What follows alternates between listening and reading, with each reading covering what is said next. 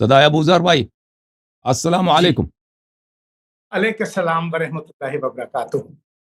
कैसे हैं मेरे भाई, खैरियत से हैं आप? ठीक हैं इंशाल्लाह? आप कैसे हैं? खैरियत से हैं? अल्लाह का एहसान है, आपकी मैं नवाज़िश है। कुछ गुज़ारिशात आपसे करना चाहता हूँ। जी सर बोलें। पाकिस्तान के कुछ हालात ऐसे हैं, जिसमें कुछ उलमाए किराम जो हैं, वो कुछ ऐसी गुफ्तगू मसलन एक जवाद नकवी साहब हैं, वो हुँ, हमारे शिया मुसल्लमात का इनकार करके, ग़ैबत इमाम ज़माना का इनकार करके, वो खुद से कौम को मुखातिब कर रहे हैं कि एक इस्माइलियों की तरह इमाम मुंतखब कर लिया जाए।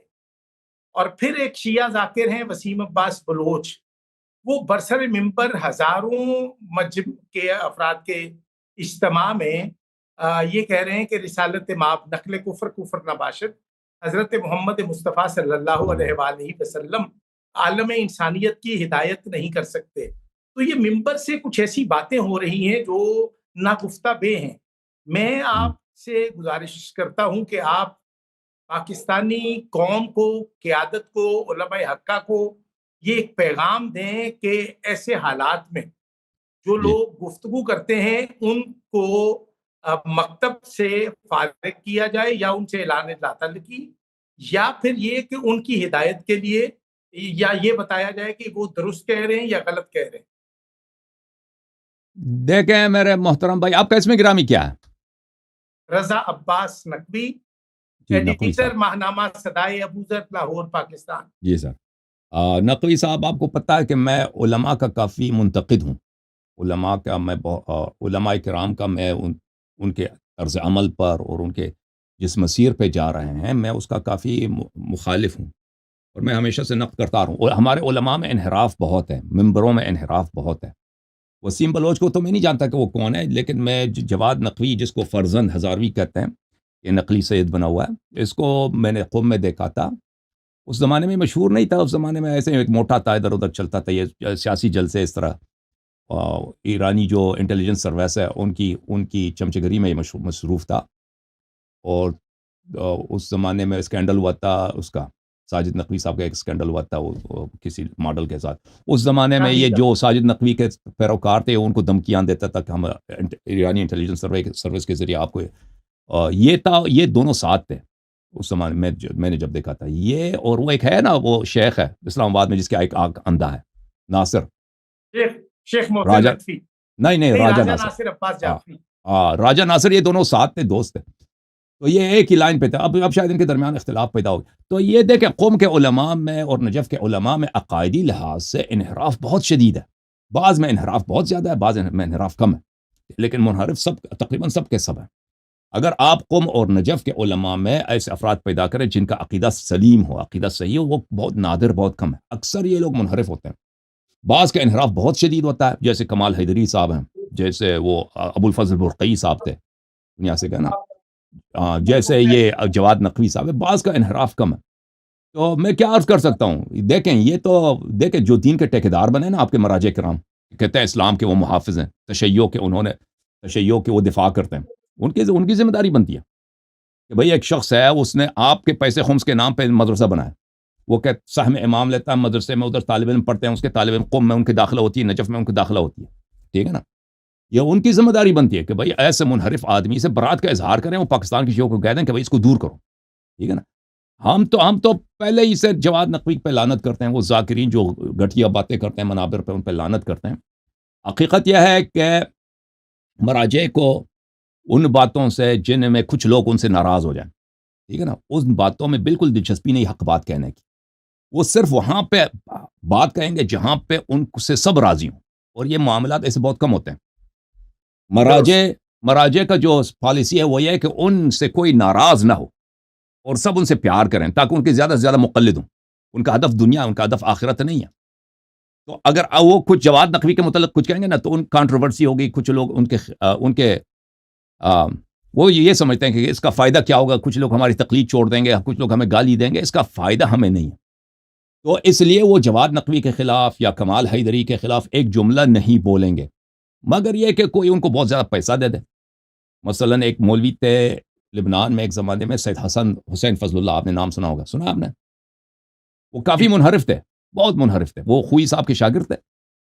کتابیں لکھتے تھے، وہ مثلا تقریر کرتے تھے غدیر خم کے خلاف، حضرت زہرا سلام اللہ علیہا کی شہادت کے خلاف، عصمت کو انکار، یہی باتیں جو جواد نقوی کر رہا ہے کمال ہے، وہ اسی طرح کی باتیں کرتا تھا. تو ایک زمانے میں اس کی وہ جو تھا، وہ لبنان میں اس کا کافی اثر رسوخ تھا، اور وہ خامنئی صاحب کو عالم نہیں مانتا تھا، خامنئی صاحب کو مرجع کی حیثیت سے تسلیم نہیں کرتا تھا. تو خامنئی صاحب نے بہت پیسے بانٹے. جو ان کے خامنئی اعلان کی اصل وجہ کیا تھی کہ وہ خامنئی کو کیوں نہیں مانتا تھا. تو مراجع کو ان نے اکسایا، مراجع نے بہت سارے بیان دے دے کہ بھئی یہ تو آدمی یہ وہابی ہے، یہ وہابی ہے. پر اس کا جو ہے شر کافی حد تک دفع ہو گیا مراجع کی وجہ سے. لیکن اس کا اصل وجہ کیا تھا؟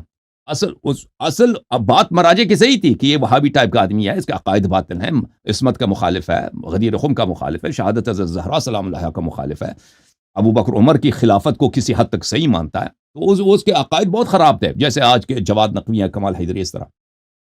لیکن یہ باتیں وہ پہلے سے بھی معلوم تھے مراجع کو، یہ ایسا آدمی پہلے نہیں بولتے تھے. لیکن جب اس نے خامنئی کو کہا کہ یہ مرجع نہیں ہے بھئی، یہ ان پڑھ بچہ ہے، یہ اس کو کس نے مرجع بنایا، تو ان لوگوں نے پھر خامنئی نے پیسے بانٹے اس کو گرانے کے لیے، پھر انہوں نے بیان دے دی.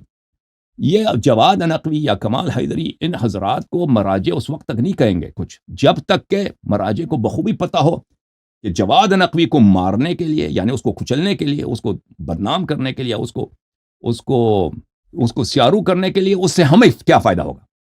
ٹھیک ہے نا، ہمیں کیا فائدہ ہوگا.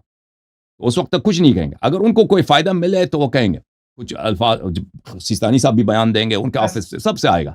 لیکن جب تک ان کو فائدہ نہ ہونا، وہ دین کا پرواہ نہیں ہے کہ بھئی آدم یہ منحرف ہے، لوگ اس سے سیکھ رہے ہیں. وہ دین بھئی کھلونا ہے. ان کے شیعہ قوم کب جاگے گی کہ آپ کے مراجع ابو بکر ہیں، آپ کے مراجع عمر ہیں، یہ عثمان ہے، یہ کچھ بھی نہیں. ان کو دین سے صرف اس حد تک وفاداری ہے جب تک ان کو فائدہ پہنچے. ان کی پالیسی یہی ہے کہ ہماری مرجعیت کا مفاد منفعت کس بات میں، جب تک تو اصل جو بات ہے، دیکھیں جو شیعہ قوم میں جس چیز مؤثر ہوگی نا، علماء، ہم آپ کہتے ہیں علماء پاکستان میں، علماء پاکستان سب مراجع کے مقلد ہیں. ان کا اپنی تو کوئی رول ہے نہیں. مراجع ان کو مراجع اس وقت تک بیان نہیں دیں گے جب تک مراجع کو فائدہ نہ ہو.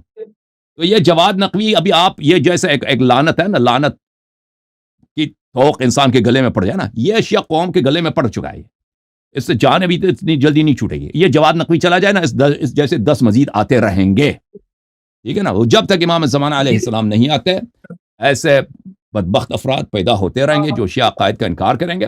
لیکن شیعہ قوم کو پتہ ہونا چاہیے کہ صحیح بات وہ ہے جس کے ساتھ دلیل ہو، جس کے ساتھ حجت ہو.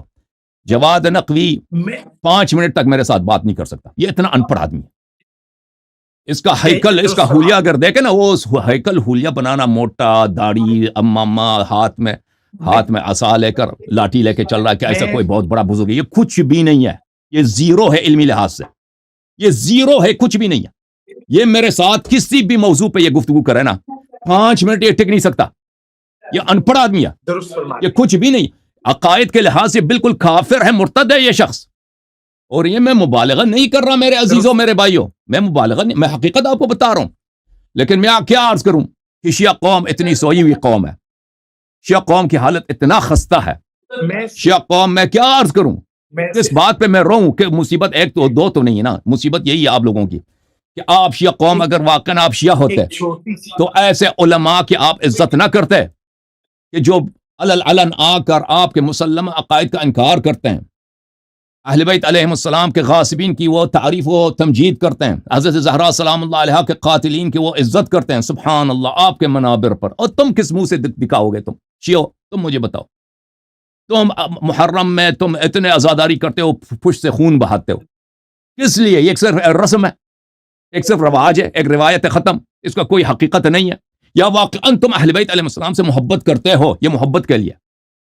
اگر یہ عزاداریاں جو پشت سے خون بہاتے ہو، بدن پہ زخم آ جاتی ہے، یہ سب پیسے خرچ کرتے ہو اس لیے کہ محبت ہے حسین علیہ السلام سے، محبت ہے حسین کی ماں سے، محبت ہے حسین کے والد گرامی سے، ان کے جد سے، ان کے بھائی سے، حسین پاک علیہ السلام سے، 12 ائمہ علیہ السلام سے.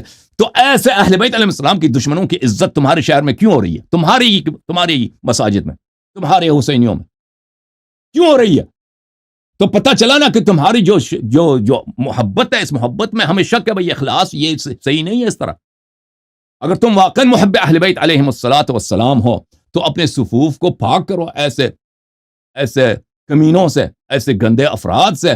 دیکھیں واقعاً اگر جواد نقوی کے پاس دلیل ہوتی نا، مجھ سے مناظرہ نہیں کرتا، اور بھی بہت سارے ہیں جو اس کے مخالف ہیں. علماء پاک، یہ تو اتنا گھٹیا آدمی ہے، اس کو تو علماء پاکستان کے اپنے ذاکرین اس کو ایسے ذلیل کریں نا کسی مناظرے میں. یہ کسی کے ساتھ کیا آج تک اس نے کوئی مناظرہ، کوئی علمی گفتگو کیا؟ کبھی نہیں کیا.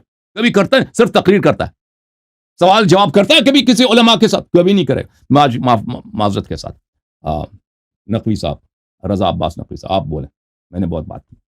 رضا صاحب شاید ڈسکنیکٹ ہے، معذرت کے ساتھ یہ ڈسکنیکٹ ہو گئے. ان کو دوبارہ لیں گے جب یہ واپس آ جائیں گے.